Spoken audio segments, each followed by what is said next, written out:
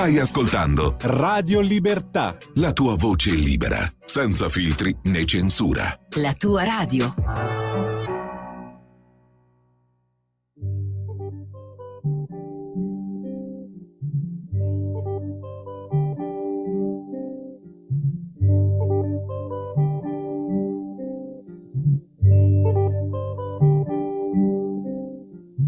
Todo pasa y todo queda, pero lo nuestro es pasar, pasar haciendo caminos, caminos sobre la mar. Nunca perseguí la gloria, ni dejar en la memoria de los hombres mi canción. Yo amo los mundos sutiles, ingrávidos y gentiles, como pompas de jabón. Me gusta verlos pintarse de sol y grana, volar bajo el cielo azul, temblar súbitamente y quebrarse. Nunca perseguí la gloria. Caminante, son tus huellas el camino y nada más.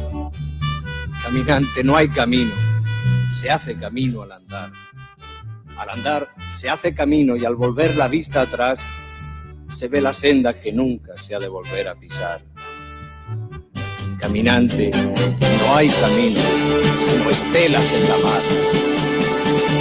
Hace algún tiempo, en ese lugar, donde hoy los bosques se visten de espinos, se oyó la voz de un poeta gritar: caminante, no hay camino, se hace camino al andar. Golpe a golpe, verso a verso, murió el poeta lejos del hogar que cubre el polvo de un país vecino. Al alejarse le vieron llorar. Caminante, no hay camino, se hace camino al andar.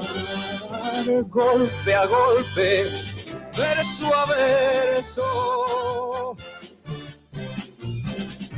Cuando el jilguero no puede cantar, cuando el poeta es un peregrino, cuando de nada nos sirve rezar. Caminante, no hay camino, se hace camino al andar. Golpe a golpe, verso a verso, golpe a golpe, verso a verso, golpe a golpe, verso a verso. Antonino, a te la linea.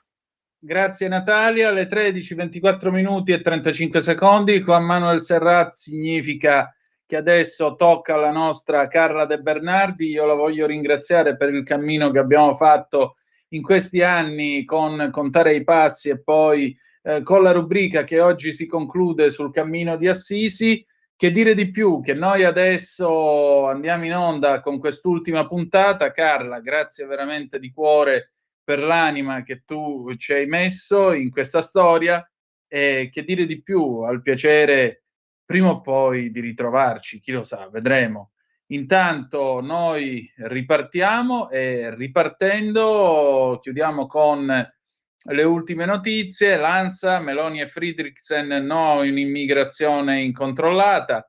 L'Italia ancora nella morsa del caldo, domani allerta in 19 città. La colletta di Legambiente, in Italia il 34% di mari e laghi è inquinato, colpa della mala depurazione. Nel Cosentino muore dopo un pestaggio all'esterno di una discoteca. Jeff Bezos è poi vicino a un accordo per una quota del Liverpool. Con ciò noi diamo la parola a Carla De Bernardi, arriviamo ad Assisi e detto ciò concludiamo la nostra trasmissione. Appuntamento domani alle 8:30 con la rassegna stampa e poi dalle 12:30 alle 14 Capitaneria di Porto. Grazie per essere stati con noi e ricordate che malgrado tutto the best is yet to come, il meglio deve ancora venire. Il pezzo con cui ci saluteremo, scelto da Erika, Bruno Mars, On My Soul 2026. Vi ha parlato Antonino Danna. Buongiorno.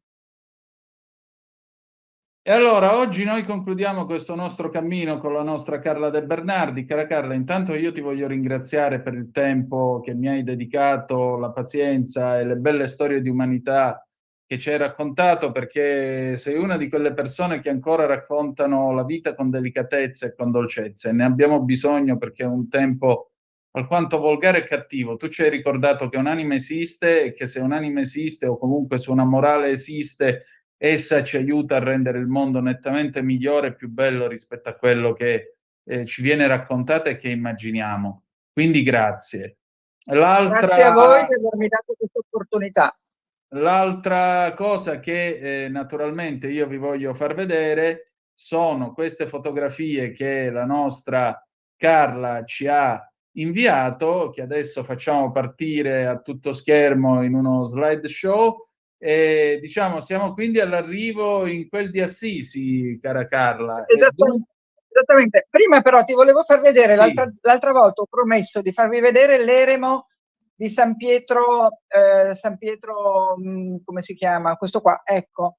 Questo qui è l'eremo di cui vi ho parlato l'altra volta, da cui si parte, Sì. da cui si passa, che era chiuso quando sono passata io. E questi sono i, chiamiamoli, specie di icone disegnate sul muro.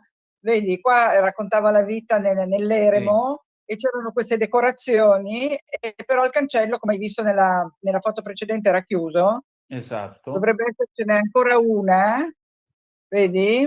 Chiuso il cancello, non si poteva entrare, c'erano queste, ecco, questo qua, vedi, Vita all'Eremo, con tutto l'orario che avevamo già visto l'altra volta, e vi avevo già promesso appunto di farvi vedere l'esterno di quest'eremo, che adesso è di nuovo aperto per i pellegrini. Quindi io non ho potuto entrare, una suora cattivissima mi ha detto no, non si entra, però ecco, questo invece è una presentazione del mio libro, scusa, di cui vado molto fiera, perché vedi chi c'è?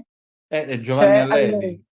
Esatto, c'è Giovanni Allevi a cui abbiamo regalato il mio libro durante un incontro di pellegrini, e lui ha partecipato con entusiasmo alla presentazione del libro e poi gliel'abbiamo regalato, quindi questo è un bel ricordo. Le altre foto credo che riguardino, ecco, queste qui sono gli strozzapreti che ho mangiato ad Assisi, questa qui andrebbe raddrizzata, poi ne parliamo dopo. Sì, si riesce a raddrizzarla, se no pazienza. Poi la modifico io mentre parli. Poi c'è, torna alla tavola apparecchiata con le tovaglie bianche e verde. Ecco che dove abbiamo mangiato gli strozzapreti c'è una trattoria, dove si vede l'interno di una trattoria. Sì. Con le tovaglie bianche. Ecco, questa qui è la trattoria ad Assisi, dove ci siamo fermati a mangiare gli strozzapreti. Sai che io ho sempre questa passione per il cibo locale.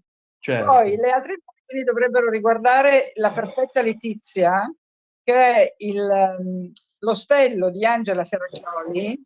Questo ecco, qui? Vedi, si entrava da lì. No, prima c'era l'ingresso.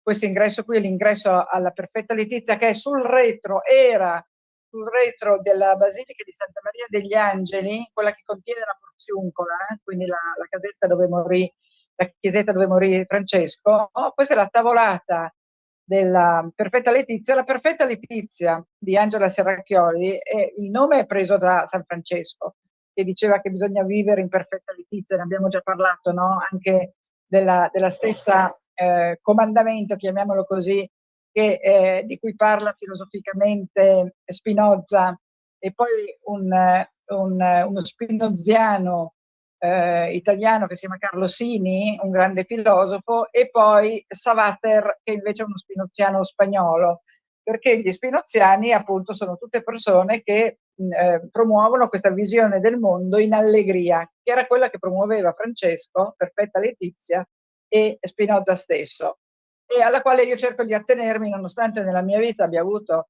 anche delle grandi disgrazie, e tu lo sai, ma io cerco di vivere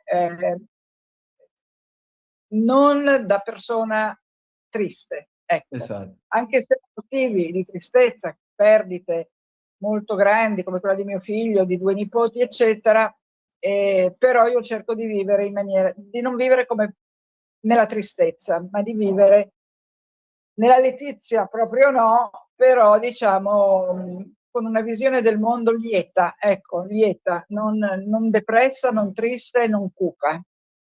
E forse è quello che spero di trasmettere ed è quello che mi ha trasmesso il cammino, i cammini. I cammini ti aiutano in questo percorso interiore di arrivo a un modo di vivere più lieto. Ecco, sì, la parola lieto mi piace perché non vuol dire allegro, che saltelli, che fai il buffone, che fai il giullare. Lieto vuol dire che guardi il mondo con occhi benevoli. Ecco. È vero.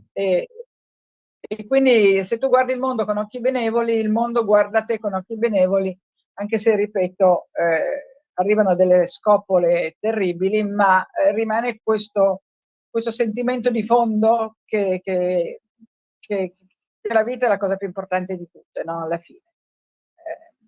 Ed è il motivo per cui io quando vado nei miei cammini cerco anche appunto delle cose tipo il buon cibo, non soltanto cioè non è penitenza il cammino, a meno che tu lo faccia per penitenza, cosa che nessuno ti vieta, ma se no il cammino è letizia. Ecco, sul cammino trovi la letizia, la trovi negli incontri, la trovi nei luoghi, e la perfetta letizia è proprio un luogo che questa cosa la trasmetteva, perché non c'è più. E perché non c'è più? Perché i frati di Assisi, quelli della Basilica di Santa Maria degli Angeli, a un certo punto l'hanno sfrattata, povera Angela.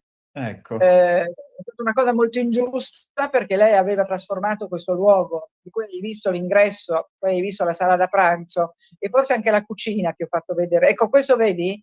È Sì. Le frecce sono delle frecce che adesso io non riesco a ingrandirle, quindi non mi ricordo cosa dicevano queste frecce. Le ingrandisco io, sono le distanze. Ecco, sono le distanze, perché anche sul Cammino di Santiago trovi in un certo posto, da Magnarin, che purtroppo lui non c'è più, trovi proprio un palo con tutte le distanze mondiali, persino Rio de Janeiro, Roma, eccetera, eccetera. E questo l'aveva dipinto Angela sulla parete del cortile della sua perfetta letizia, dove lei aveva allestito anche un piccolo dojo, quindi un piccolo tempio dove entrare a fare meditazione con dei cuscini a terra. Poi c'era questa grande cucina e questa grande sala da pranzo che abbiamo visto prima, e questo è proprio l'ingresso, la sala da pranzo, vedi, con la chitarra, e si mangia tutti assieme perché la vita francescana, come ti ho detto tante volte, è comunitaria, non è una vita singola, quindi dormi insieme, mangi insieme, cammini insieme, poi se ti vuoi isolare, camminare da solo, per carità, è straconcesso. E questa è Angela. Angela tantissimi anni fa ha preso una lattina di vernice gialla con una sua amica e ha cominciato a segnare con la croce Tau, la croce Tau è quella di Francesco, con la croce Tau tutto il cammino da Laverna ad Assisi, facendo un cammino diverso ma simile a quello di Giordano, che è quello che ho fatto io, Giordano Picchi, che invece partiva da Dovadola in Romagna e arriva ad Assisi. I due cammini a un certo punto si incrociano a Laverna, poi hanno delle tappe leggermente diverse, ma poi arrivano ad Assisi assieme. Angela poi ha fatto anche il cammino di Assisi fino a Roma, quindi è ripartita anche per segnare, fare la segnaletica. Fare la segnaletica vuol dire mettere i pellegrini in condizioni di trovare la meta successiva. Cioè tu, se parti da posto qualsiasi e devi andare ad Assisi, adesso ci sono come si chiamano? Gli indicatori stradali, i Sì, cartelli, sul telefonino. Poi quando io le ho cominciato con i mappe, cammini non c'erano ancora sul telefonino, ma c'erano dei geolocalizzatori, non mi ricordo come si chiamavano, che usavamo tutti. GPS. Io no. Sì, dei GPS, io non lo usavo, io andavo sempre con le cartine, però trovare sui sassi, sugli alberi, sui muretti, sui pali della luce la croce gialla, la croce Tau, che è gialla come la croce di Santiago, che anche quella è gialla, si chiama Fleccia Amarilla, Freccia Gialla, ti porta da una tappa all'altra. Ti puoi anche perdere. Io mi sono persa sul Cammino di Assisi, ci siamo persi la prima volta, la prima tappa, anche se il nostro capogruppo Alberto Conte è un grande camminatore, ma ci siamo persi e continuavamo a girare in tondo. Succede. Delle volte quando ti perdi è perché il cammino ti porta a una cosa dove non saresti andato e ti porta a vederla comunque. A me è successo a Samos, che dovevo andare sul tragitto più corto, ce n'era uno più lungo che passava dal monastero di Samos. Io volevo fare la strada più corta e invece il cammino mi ha portato a Samos e devo dire che mi ha fatto un regalo, perché se no Samos non l'avrei mai più visto nella mia intera esistenza. Quindi ogni tanto ci si perde e ci si perde per ritrovarsi e su questo non c'è dubbio. Angela perché per nostra fortuna vive e lotta insieme a noi. Adesso non so dove abbia riaperto l'ostello, non so neanche se l'ha riaperto o se ha una casa dove ospita i pellegrini, perché lei comunque è ospitalera nell'anima. Lei ha un carattere brusco. Con Giordano Picchi si sono tante volte litigati proprio per chi aveva fatto il cammino per primo, erano un po' in competizione, che è una competizione un po' sciocca, perché che ci siano due cammini non è niente di male, non c'è da dire l'ho fatto prima io, l'hai fatto prima tu, però loro questo un po' l'hanno fatto, ma spero che si siano riappacificati nel tempo. Comunque Angela ha fatto questo lavoro proprio lei personalmente di girare e anche Giordano per la sua parte, con la latta di vernice gialla, la mascherina della Croce Tau e segnare tutto il cammino. Quindi è stata la pioniera del cammino, questo sicuramente, la pioniera del cammino di Assisi. La sua perfetta letizia era un luogo di pace, era un luogo di bellezza, lei faceva da mangiare, lei è emiliana, si metteva i fornelli e faceva da mangiare per tutti. Mi ricordo quando sono arrivata c'era la crema cotta che stava facendo la crema in una grande pentola. E poi lì alla Perfetta Letizia abbiamo rincontrato Claudio e Alessandra, che non so se te li avevo detto, era una coppia che andava a sposarsi ad Assisi, Sì. che abbiamo conosciuto a Laverna, nel dormitorio dei pellegrini. C'era il nostro gruppo che eravamo in 8 e poi c'erano 2 pellegrini che non conoscevamo, si chiamavano Claudio e Alessandra e stavano andando a piedi ad Assisi per sposarsi in San Pietro e li abbiamo ritrovati alla Perfetta Letizia. Il giorno dopo si sposavano, arrivavano dal sud i parenti, perché loro erano, adesso non mi ricordo se siciliani o calabresi, arrivavano i parenti con un pulmino e portavano il vestito da sposa bianco e tutto quello che c'era da portare, l'abito blu per lui o da cerimonia. Però loro avevano fatto il cammino con lo zaino e gli scarponcini. E questa cosa qui a me mi aveva molto colpito, che avessero voluto arrivare al luogo del loro matrimonio a piedi, avvicinarsi lentamente a quel giorno, invece di correre come pazzi con una macchina potente o no, questo fatto di fare tutto a piedi. Stai ascoltando Radio Libertà, la tua voce libera, senza filtri né censure, la tua radio.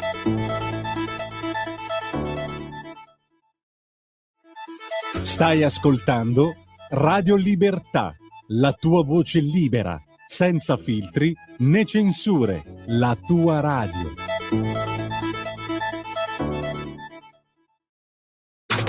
Stai ascoltando Radio Libertà, la tua voce libera, senza filtri né censura. La tua radio.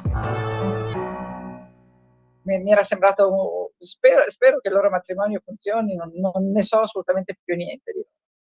E detto questo, siamo arrivati ad Assisi, abbiamo lasciato le borse da Angela, che è come ti ho detto, a Santa Maria degli Angeli, che custodisce all'interno la porziuncole, e poi siamo saliti ad Assisi. Ecco, questa è la segnaletica che abbiamo trovato prima di arrivare ad Assisi, quando da lontano si vedeva la città, si vedeva la basilica da lontano e si vedeva il Monte Subiaso, che è il monte di Francesco, no?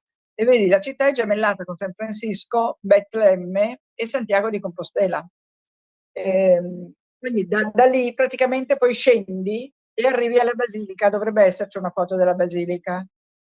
Eccola qua. Questo è quello che vedi dall'alto. Questa è proprio la foto che ho fatto da quel punto dove c'è il cartello di Assisi. Poi siamo entrati a visitare la basilica.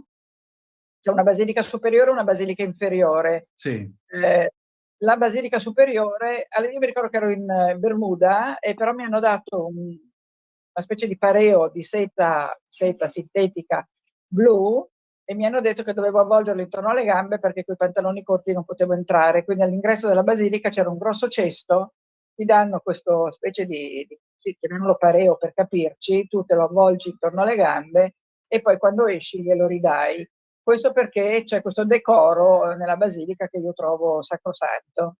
Gli affreschi di Giotto risalgono a dopo il 1296 ed è tutta la vita di Francesco.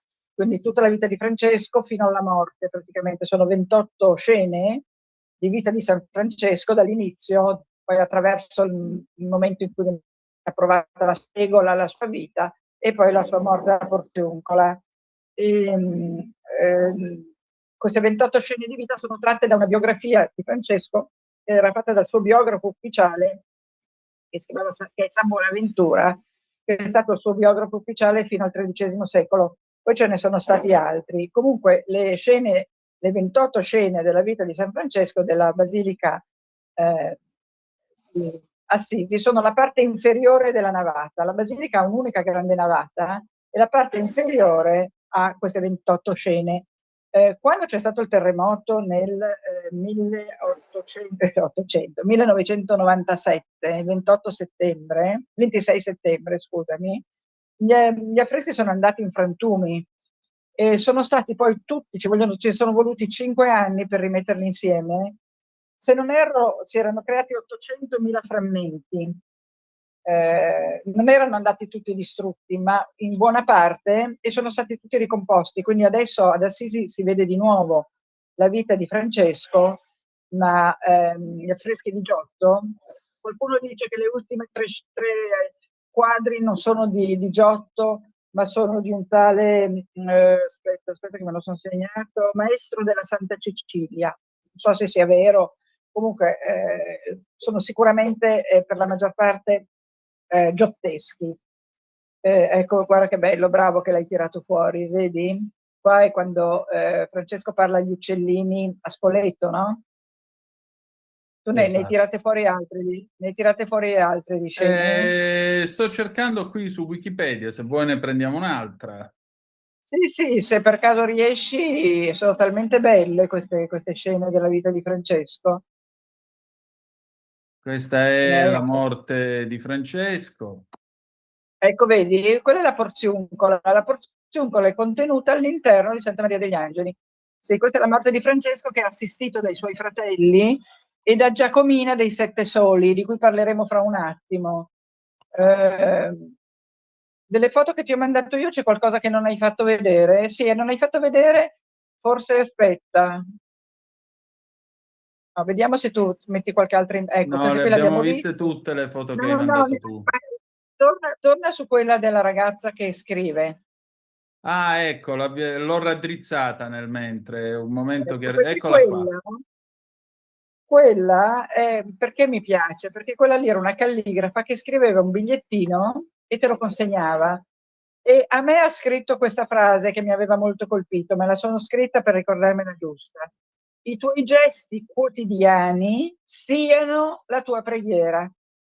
Quindi non c'è bisogno tanto di inginocchiarsi, cosparsi il capo di cenere e percuotersi il petto o flagellarsi, ma i gesti quotidiani siano la tua preghiera. Io lo trovo molto bello. Da qualche parte devo averlo tenuto, un foglietto rosa come vedete, e mi aveva molto colpito che mi desse proprio questa frase che per noi pellegrini è fondamentale, cioè proprio questo. Non ci mettiamo.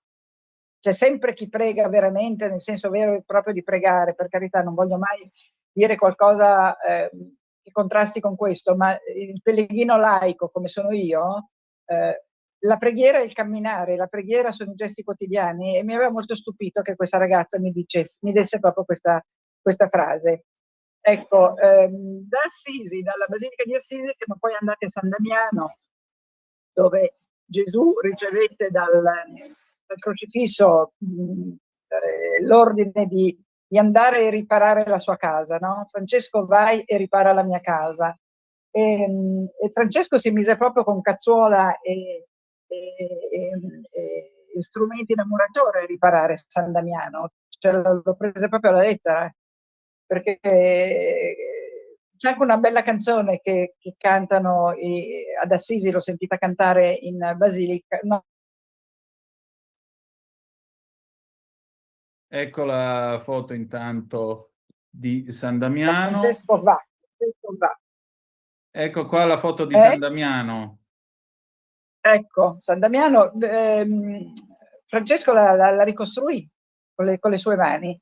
Poi salimmo a Santa Chiara che fu donata a Chiara, e Francesco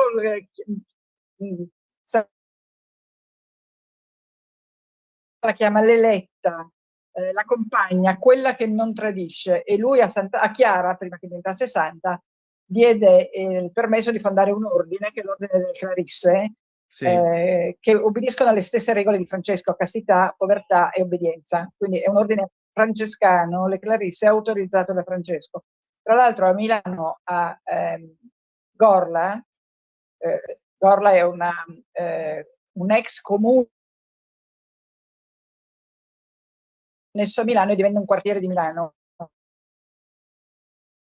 Ed è poco dopo Loreto. C'è anche quel luogo tristissimo dove nel 1944 una bomba distrusse un'intera scuola e morirono quasi 200 tra bambini, insegnanti, bidelli, eccetera. E a Gorla c'è un monastero delle Clarisse molto bello, fatto in stile razionalista in mattoni da Giovanni Muzio, proprio sul Martesana, sul canale Martesana, perché da Gorla passa la Martesana, che è il naviglio che parte dal lago di Lecco e arrivava a Milano in Darsena, prima che chiudessero gli 8 chilometri dal laghetto di San Marco alla Darsena, che adesso sono occupati da asfalto, da via Senato, via Molino delle Armi, eccetera, via De Amicis. E da Lecco arrivava la Martesana al laghetto di San Marco e proseguiva fino alla Darsena, dove alla Darsena arrivava anche e arriva tuttora il Naviglio Grande, e da dove parte il Naviglio Pavese. Questo è il sistema dei navigli.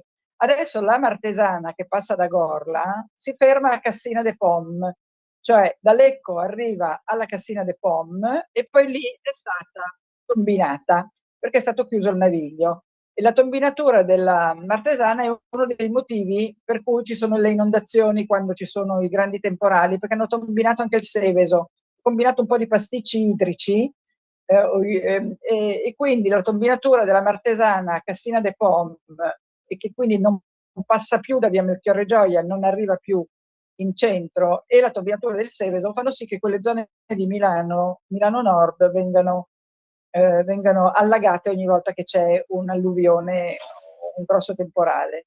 Per dire questo, perché ti ho parlato di Gorla? Sì, perché a Gorla c'è questo bellissimo monastero delle Clarisse.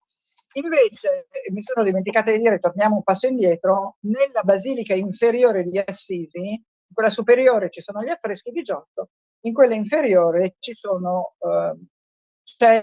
la tomba di San Francesco, che è una tomba in pietra molto semplice, circondata da una grata, probabilmente per evitare vandalismi, e alla quale ti puoi collegare con una webcam. Da qualche anno tu puoi collegarti e pregare sulla tomba di Francesco via web.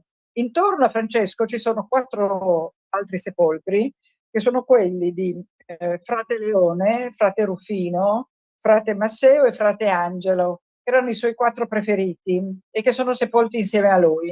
E poi c'è la tomba di Giacomina dei Sette Soli. Giacomina dei Sette Soli, lui la chiamava frate Giacomina, cioè la chiamava frate Giacomina per darle lo stesso rango dei suoi compagni, e frate Giacomina era una nobile, credo romana, adesso non me lo ricordo questo, che aveva abbandonato tutto per seguire Francesco, o che comunque era molto vicina a Francesco, tant'è che quando lui muore alla Porziuncola, prima di morire, chiede esplicitamente che Giacomina dei Sette Soli gli porti un cero per illuminare il suo momento fatale, un telo per coprirlo e i mostaccioli, perché frate Giacomina con il mosto dell'uva faceva dei dolcetti che si chiamavano mostaccioli e che Francesco amava molto, quindi chiede che frate Giacomina nella sua agonia gli porti un telo funebre, un cero e i mostaccioli. Ad Assisi, quando ci vai nella modernità, tutti i negozi di souvenir vendono i mostaccioli di San Francesco, perché sono diventati uno dei simboli di Assisi. Jacopa dei Sette Soli in realtà si chiamava Jacopa, però lui la chiamava frate Giacomina, e quindi lui riposa con i suoi 4 migliori amici e con la sua carissima frate Giacomina. Con questo poi io sono ripartita da Assisi il giorno dopo aver avuto il privilegio di dormire da Angela, cosa che ormai non ha più nessuno, e poi dopo Assisi io sono andata a Bersianos del Real Camino, sulla mesetta, cioè sull'altopiano del Cammino di Santiago, a fare l'ospitaliera.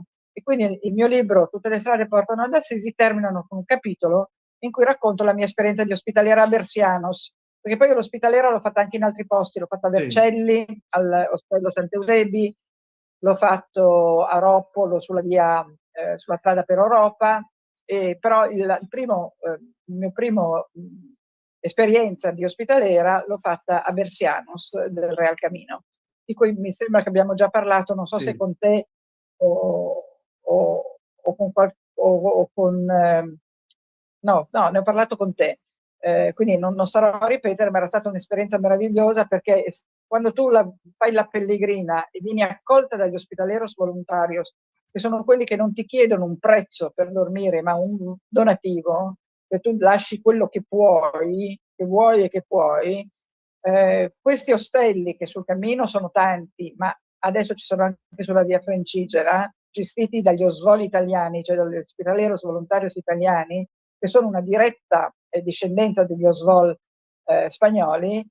Per poter fare l'ospitalero devi aver fatto il cammino almeno una volta e devi aver fatto un corso che non è un corso tecnico, ma è un corso esperienziale, chiamiamolo così, per capire come si comporta un ospitalero quando riceve i pellegrini. Perché i pellegrini quando arrivano sono stanchi, magari hanno le vesciche, magari non si sentono bene, magari vogliono solo parlare, magari invece vogliono essere lasciati in pace, quindi tu devi saper gestire umanamente i pellegrini. Prima ancora devi fare come si dice, la registrazione, controllare i documenti, fare tutte quelle robe lì, ma dargli poi il timbro sulla credenziale, ma soprattutto devi accoglierli come fratelli, come li avrebbe accolti Francesco. E questo è quello che poi ho fatto quando ho fatto l'ospitaliera, e in particolare a Bersianos è stata un'esperienza meravigliosa. Mi arrivavano 40 pellegrini a sera, fai conto, perché poi ovviamente arrivano e poi ripartono il giorno dopo, quindi ogni giorno hai 40 persone diverse, capisci? Carla, io Quindi ogni giorno ti devi mettere in gioco. Io ancora 2 o 3 minuti, però ti voglio chiedere una cosa. Cosa c'è in fondo al cammino? A ogni cammino che hai fatto, tu che cosa hai trovato?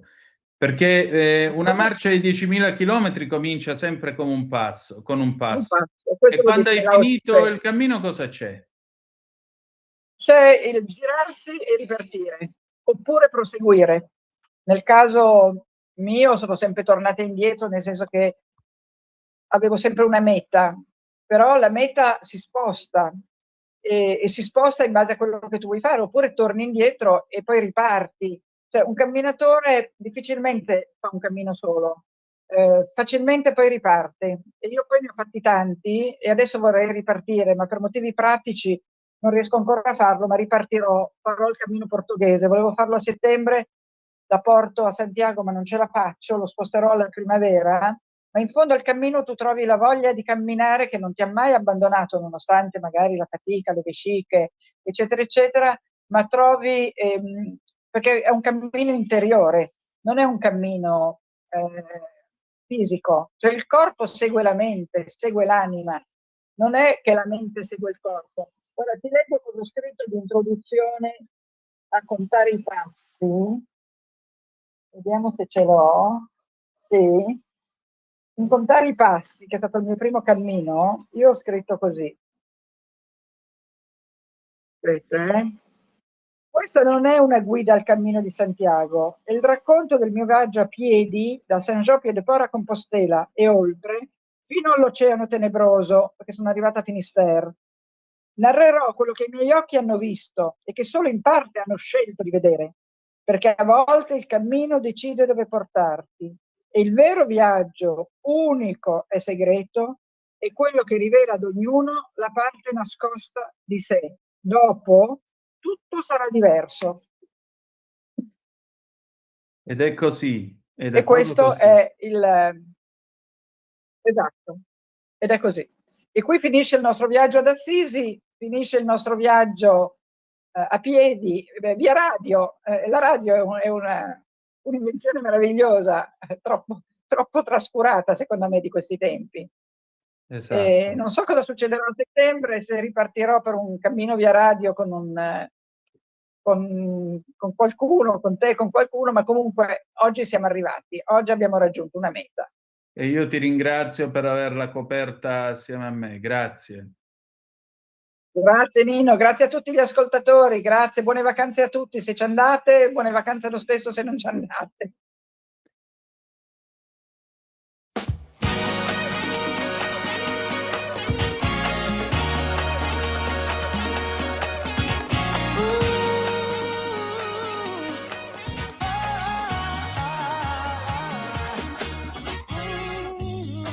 Baby, we should be together. Love so hard to find.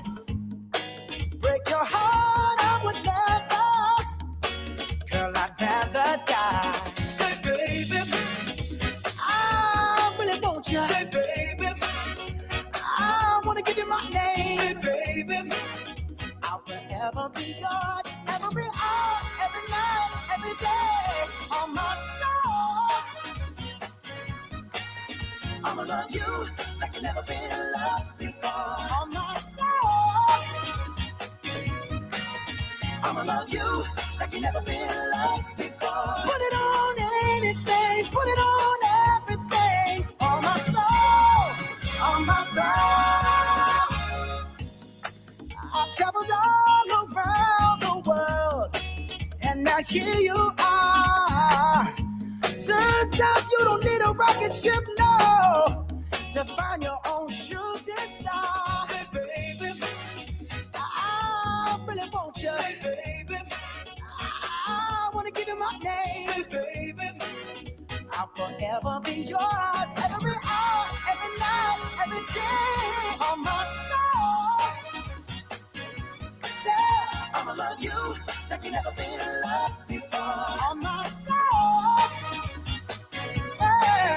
I'ma love you like you never been loved before. Put it on anything, put it on everything. On my soul, on my soul.